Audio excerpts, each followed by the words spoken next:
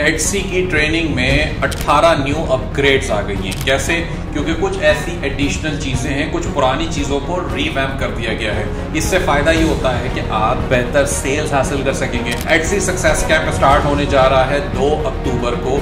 आप अप्लाई कर सकते हैं। अगर आप पाकिस्तान में रहते हैं और आप पाकिस्तान से अकाउंट बनाना चाहते हैं तो अनफॉर्चुनेटली डायरेक्टली अकाउंट नहीं बनता, मगर आप सर्विसेज दे सकते हैं। एचसी की सर्विसेज आप बहुत सारे मार्केट प्लेसेस या फेसबुक के ग्रुप जो हमारा ईएसपी का अपना है उसके थ्रू भी कर सकते हैं। तीसरा इसमें बड़ा एलिमेंट है कि आप इंटर्नशिप हासिल कर लेते हैं। अक्सर बेशतर ईएसपी के पास क्लाइंट्स होते हैं, गारंटी वाली बात हम नहीं करते, लेकिन वो क्लाइंट्स आपको मिलते हैं। ईएसपी खुद अपने स्टूडेंट्स को कनेक्ट करवाती है इंटर्नशिप के लिए, जो कि पेड होती है, जहां से आपको पे किया जाता है क्लाइंट की तरफ से।